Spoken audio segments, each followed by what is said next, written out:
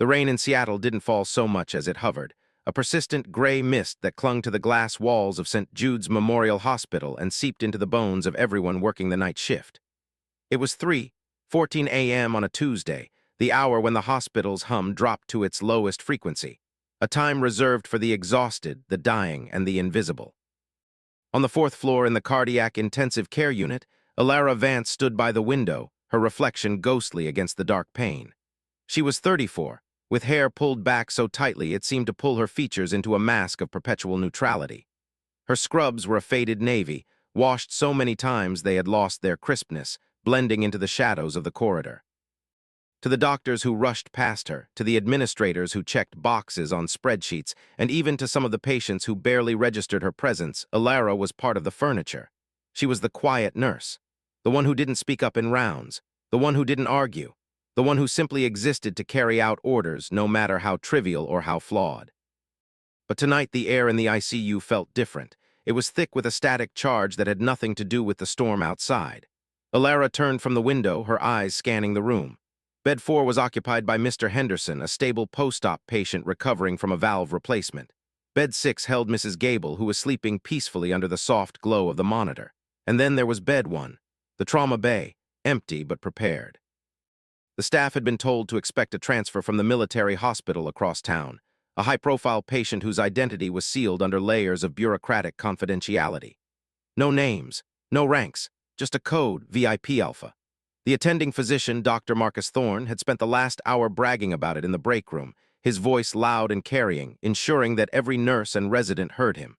He spoke of connections, of influence, of the kind of case that made careers. He did not speak of care, he spoke of opportunity. Alara adjusted the IV drip on Bed 1, her movements precise, economical. She checked the pressure settings on the ventilator, though it wasn't yet connected. She tested the suction. She aligned the defibrillator paddles. She did all of this without being asked, without being thanked, and without anyone noticing.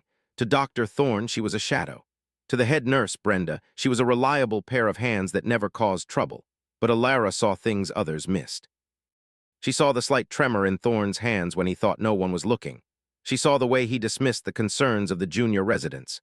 She saw the hierarchy of the hospital not as a structure of healing, but as a ladder of ego, and she knew exactly where she stood on it, at the bottom. And she was fine with that, because being at the bottom meant you could see everything and you could hear everything, and sometimes that was the only way to survive. The double doors at the end of the corridor burst open, shattering the quiet. The sound was like a gunshot in the sterile silence. 2 paramedics rushed in, pushing a gurney with frantic energy. Behind them walked a man in a dark suit, his face grim, flanked by 2 security guards. The atmosphere in the ICU shifted instantly. Nurses froze. Residents looked up from their charts. Dr. Thorne emerged from his office, adjusting his tie, a smile already forming on his lips. This was his moment. The VIP had arrived. Alara stepped back, pressing herself against the wall, making herself small. She watched as the gurney was wheeled into Bed 1.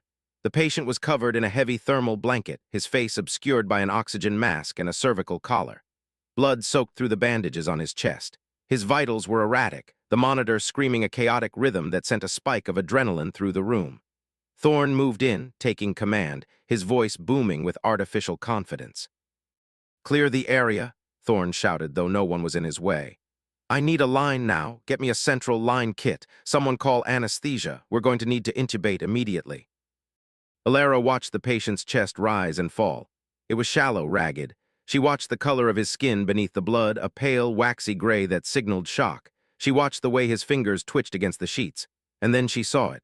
A small, almost imperceptible movement of his left hand, not a spasm. A signal, 3 taps, pause, 2 taps, pause, 1 tap.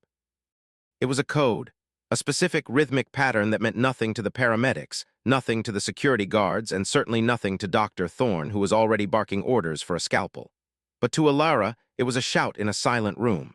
It was a language she hadn't spoken in 10 years, a language she had buried deep beneath the scrub caps and the polite smiles and the deliberate invisibility. Her he. Art hammered against her ribs, a sudden, violent drumbeat. She forced herself to breathe. She forced herself to stay still. Because if she reacted, if she showed that she understood, the fragile peace she had built would shatter. And worse, she might be right, and being right was dangerous. Thorne leaned over the patient, his eyes bright with ambition. "Let's get this chest open. I want to see what we're dealing with. Nurse, hand me the blade. He pointed at Alara. She stepped forward, her hand steady, and placed the scalpel in his gloved hand. Their eyes met for a fraction of a second. Thorne saw nothing. He saw a tool. He saw a subordinate. He did not see the woman who had once triaged casualties in a desert sandstorm while mortar fire shook the ground beneath her feet. He did not see the medic who had kept a commander alive for 6 hours with nothing but gauze and willpower. He saw only the quiet nurse. And that was his first mistake. If you are enjoying the tension building in this story, take a moment to hit the like button. It helps us bring these narratives to life and ensures that stories of quiet competence continue to be told. Your support means the world to us. The surgery, or rather the emergency thoracotomy, was a disaster waiting to happen. Thorne worked with speed but not with precision. He was performing for the audience in the room, for the suit standing in the corner, for the future headline he imagined in the medical journals. He cut too deep. He nicked a vessel that should have been avoided. Blood sprayed, bright and arterial, splattering across his gown. Suction, he yelled. More suction. Alara moved. She didn't hesitate. She adjusted the suction tube, clearing the field, her eyes locked on the wound. She saw the tear in the pericardium. She saw the way the heart was struggling to beat against the pressure. And she saw the patient's hand again. Another tap, weak this time, fading. Dr. Thorne, Alara said, her voice low, calm. The bleeding is coming from the left atrial appendage. If you clamp there, you'll restrict flow. You need to approach from the lateral side. Thorne froze. He looked up, his eyes narrowing behind his protective glasses. The room went silent. The resident stopped charting. The suit in the corner tilted his head. Excuse me, Thorne said, his voice dripping with condescension. Did you just give me surgical advice? I'm stating an observation, Alara said, keeping her tone neutral. The anatomy suggests. I know the anatomy, Thorne snapped, cutting her off.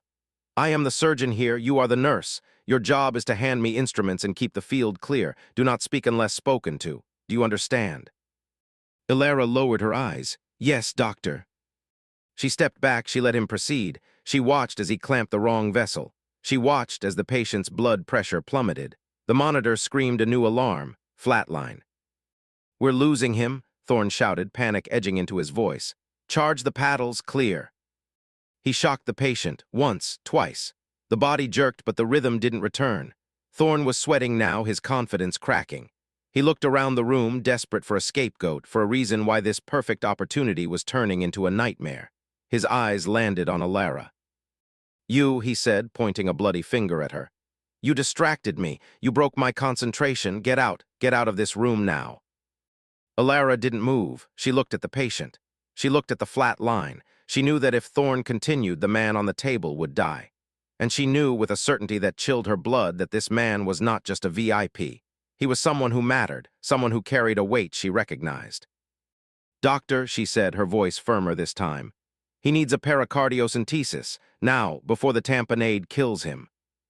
Thorne's face turned red. Get out, he roared. Security, remove her. 2 guards stepped forward. Alara didn't resist. She stripped off her gloves, dropped them in the biohazard bin, and walked out of the room.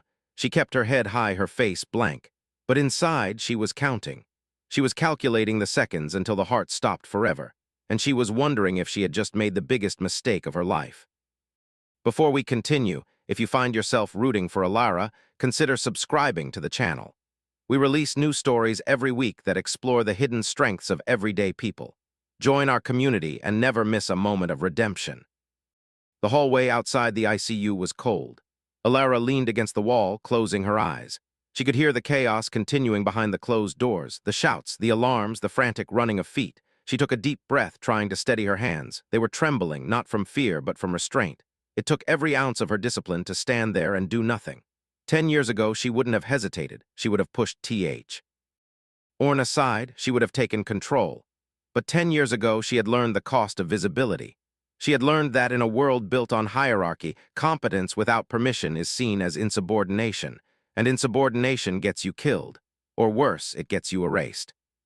She remembered the desert, the heat, the smell of burning diesel and copper. She remembered the unit, the SEALs, the brotherhood that wasn't about rank but about trust. She remembered the day it all ended, the mission that went wrong, the decision she had made to save a civilian child instead of securing the objective, the court-martial that followed, the discharge that wasn't honorable but wasn't dishonorable either. It was administrative, a quiet removal. A whisper in the files that said she was unreliable, a label that stuck to her like tar. She had come to Seattle to disappear, to become no one, to heal wounds that weren't physical, and for 3 years it had worked. She was Alara Vance, the quiet nurse, the one who didn't cause trouble, the one who was ignored, and she had found a strange peace in that invisibility, until tonight. The doors to the ICU opened. Dr. Thorne stepped out, stripping off his bloody gown. He looked shaken, but he was masking it with anger. He saw Alara standing there. "You're fired," he said, his voice low and venomous. "Don't bother coming back. I'm calling HR. I'm filing a report for insubordination and endangerment. You're done, Vance." Alara looked at him. She didn't say anything. She didn't beg. She didn't argue. She simply nodded. "Understood," she said. She walked past him toward the locker room. She could feel the eyes of the other nurses on her. Some looked sympathetic. Most looked relieved that it wasn't them. Brenda, the head nurse, caught her eye.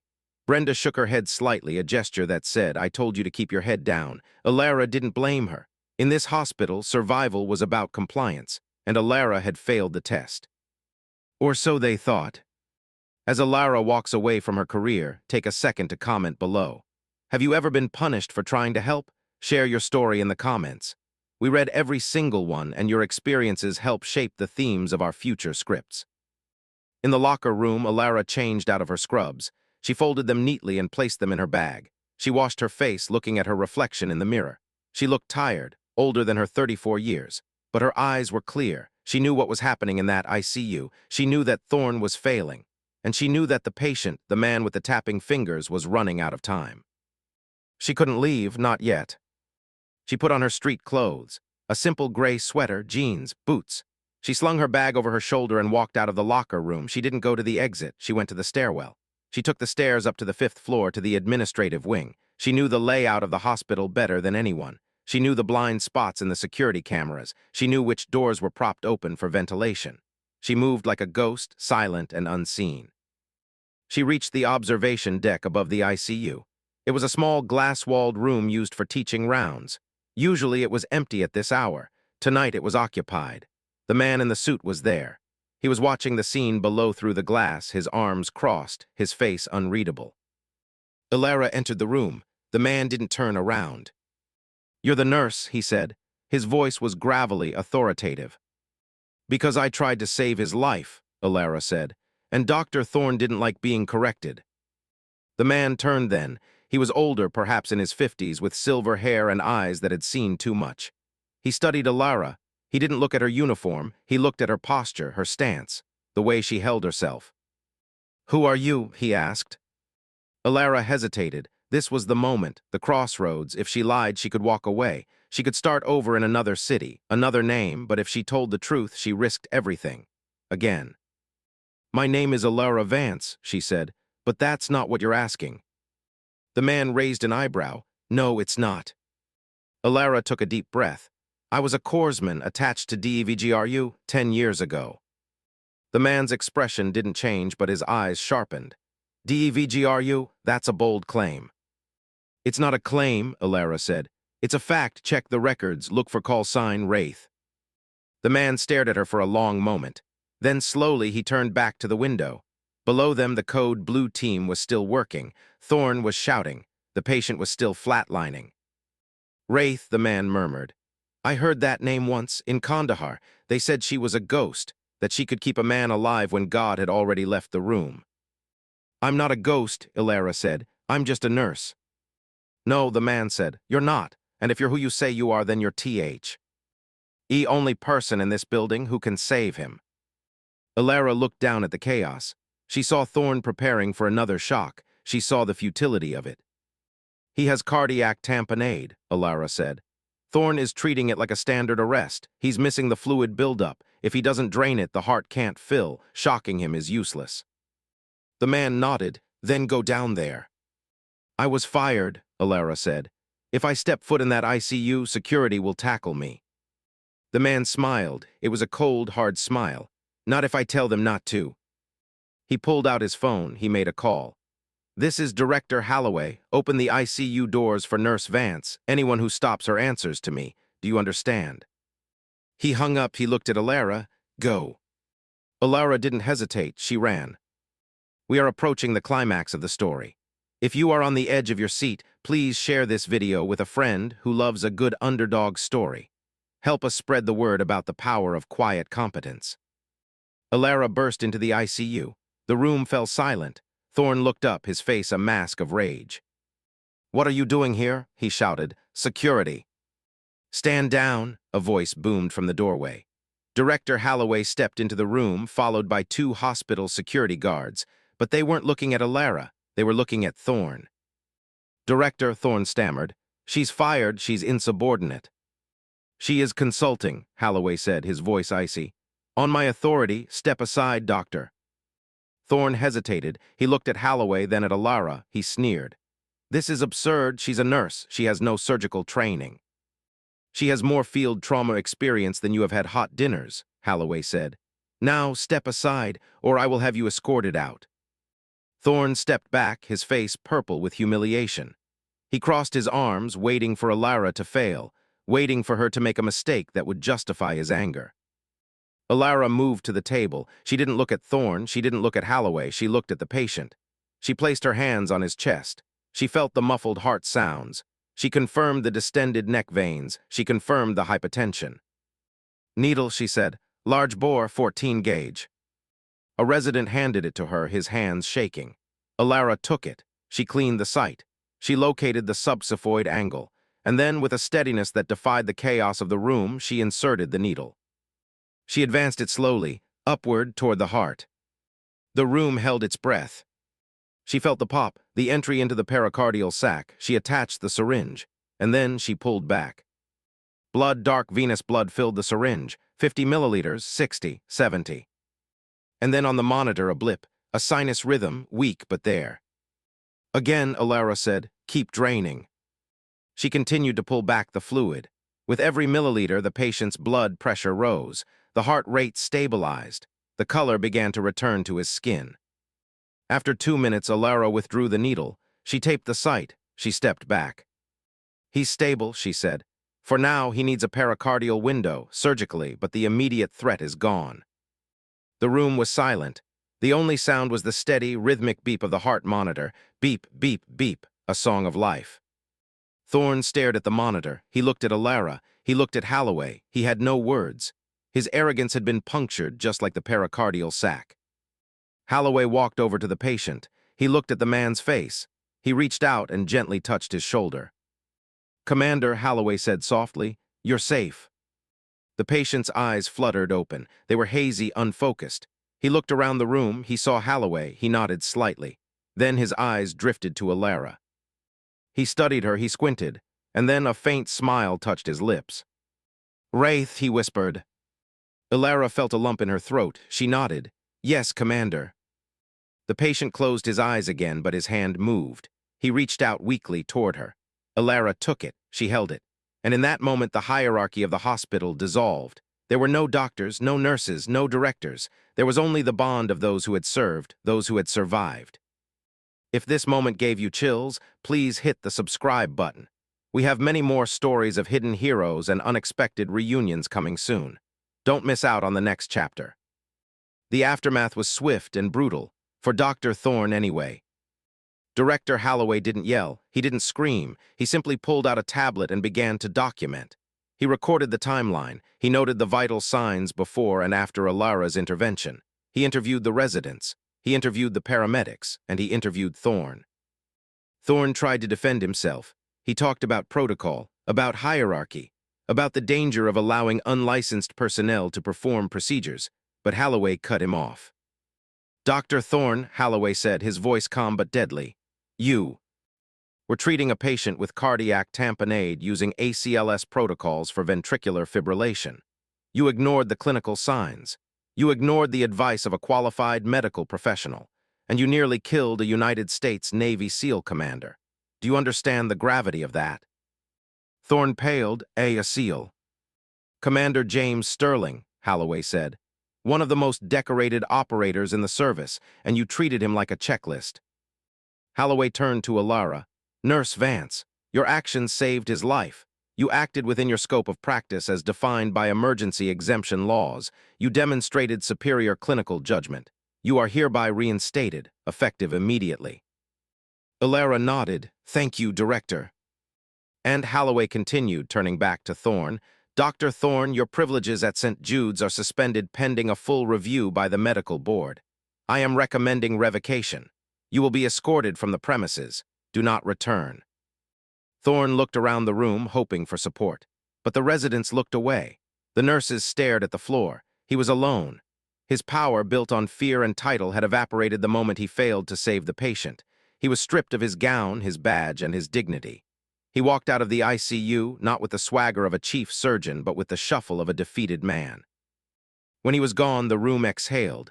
The tension broke. The residents looked at Ilara with new eyes, not with pity, not with indifference, but with respect.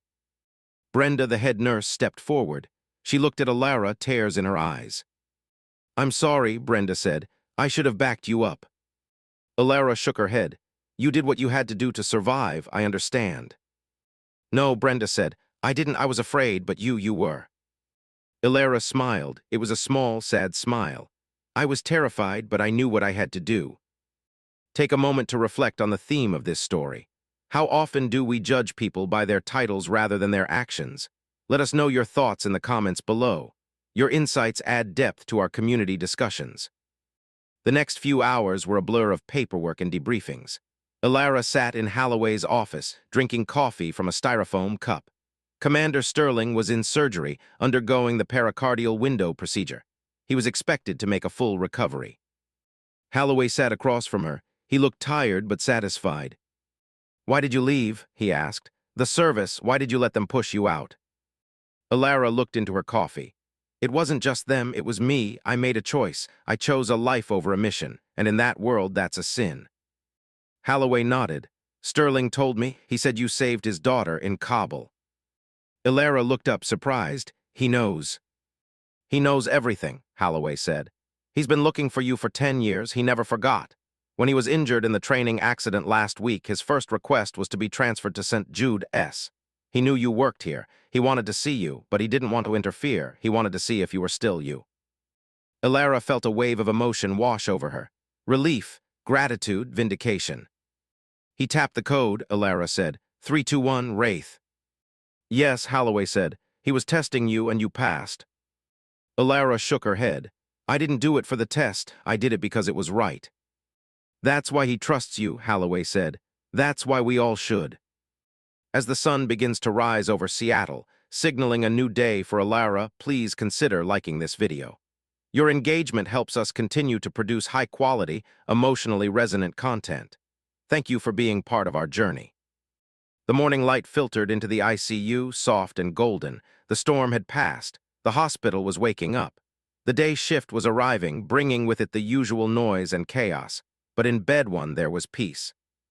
Commander Sterling was awake. He was sitting up, looking stronger. Ilara stood by his bed, checking his vitals. Morning, Commander, she said. Morning, Wraith, he said. His voice was rough but warm. Or should I call you Ilara? Ilara is fine, she said. Ilara, he said, thank you. You don't have to thank me, she said. It's my job. No, Sterling said. It's more than that. You came back after everything. You came back. Ilara looked at him. I couldn't let you die. Sterling smiled. I knew you wouldn't, that's why I tapped. He reached out and took her hand. You're not invisible, Ilara, not to me, not to anyone who matters. Ilara felt a tear slide down her cheek. She wiped it away quickly. I'm just a nurse, she said. No, Sterling said. You're a hero, and it's time you started acting like one. The story of Ilara Vance is a reminder that true strength often hides in plain sight. If this narrative resonated with you, please share it with someone who needs to hear it. Sometimes, the quietest voices have the most important Ings to say. In the weeks that followed, things changed at St. Jude's. Dr. Thorne was stripped of his license. The investigation revealed a pattern of negligence and arrogance that had been ignored for years. The hospital implemented new protocols for handling high-acuity patients. And Ilara was promoted, not to a management position, not to a desk job, but to lead trauma nurse, a role that recognized her skills, her experience, and her judgment. But more importantly, the culture changed. The residents listened to the nurses. The doctors asked for opinions. The hierarchy softened, because everyone had seen what happened when ego replaced competence, and everyone had seen what happened when humility saved a life. Alara still wore her faded navy scrubs. She still kept her hair pulled back tight. She still didn't speak much in rounds, but when she did speak, people listened. They leaned in. They respected her, not because of her title, but because of her actions. And Commander Sterling, he recovered fully. He visited Alara every week, not as a patient, but as a friend. They talked about the old days, about the desert, about the choices they had made, and about the future. One day, Sterling brought her a gift, a small wooden box. Inside was a pin, a silver trident, the insignia of the SEALs. "For you," he said, "honorary, you earned it." Alara held the pin. It was heavy, solid, real. "I'm not a SEAL," she said. "No," Sterling said. "You're something better. You're the one who brings us home." Alara pinned it to her scrub top. It gleamed in the light, a symbol of her past, of her pain, of her redemption. She looked at Sterling. "Thank you." "No," he said. "Thank you, Wraith." We are nearing the end of Alara's journey. If you have enjoyed this story, please subscribe to the channel. We have a whole library of narratives about justice, competence, and the triumph of the human spirit. Join us for the next adventure. The final scene of this chapter of Alara's life took place on a rainy Tuesday, much like the one where it began. But this time, the rain felt cleansing, washing away the dust of the past. Alara stood by the window in the ICU. She looked out at the city, at the lights, at the life moving below. She was no longer invisible. She was seen, not for her uniform, not for her silence, but for her soul. She turned back to the room. Her patients were stable, her team was strong, and she was ready, ready for the next crisis, ready for the next challenge, ready to be the quiet force that held the line when everything else fell apart. Because that's who she was, that's who she had always been, and finally the world knew it. As we close this story, take a moment to appreciate the unsung heroes in your own life. The nurses, the teachers, the caregivers, who is your quiet hero? Tell us in the comments. Let's celebrate them together. The narrative of Alara Vance is fictional, but the themes are real. In every hospital, in every workplace, in every community, there are people who are underestimated, people who are ignored, people who are mocked. But when the crisis comes, when the stakes are highest, they are the ones who step up. They are the ones who save the day, and they are the ones who deserve our respect. So the next time you meet someone who is quiet, don't assume they have nothing to say. Listen, watch, learn, because you never know who you are talking to, you never know what they have survived, and you never know when they might just save your life. If you found value in this story, please hit the like button. It's a small gesture, but it makes a big difference. It tells us that you care about these stories, and that encourages us to keep telling them. Alara's story doesn't end here. It continues. Every day, in every shift, in every decision, she is no longer the victim of her past. She is the master of her present, and she is the architect of her future.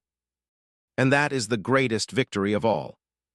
Before you go, consider watching our next video. It's a story about a janitor who uncovered a corporate fraud scheme. It's another tale of quiet competence meeting systemic corruption. You won't want to miss it. Click the link on the screen to watch now. Thank you for spending this hour with us. Thank you for listening. Thank you for believing in the power of the underdog. We are the Code Whisperers, and we will see you in the next story. Remember, kindness costs nothing, respect costs nothing, but they mean everything. Carry that with you today. If you have a story idea you'd like to see adapted, send it to us via email. We love hearing from our audience.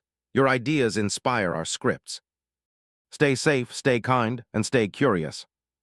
Alara kept the pin. She wore it every day. And every time she looked at it, she remembered, not the pain, not the humiliation, but the moment she chose to act, the moment she chose to be seen. That is the lesson. Action defines us, not titles, not rumors, no. Prejudices, action. So what will your action be today?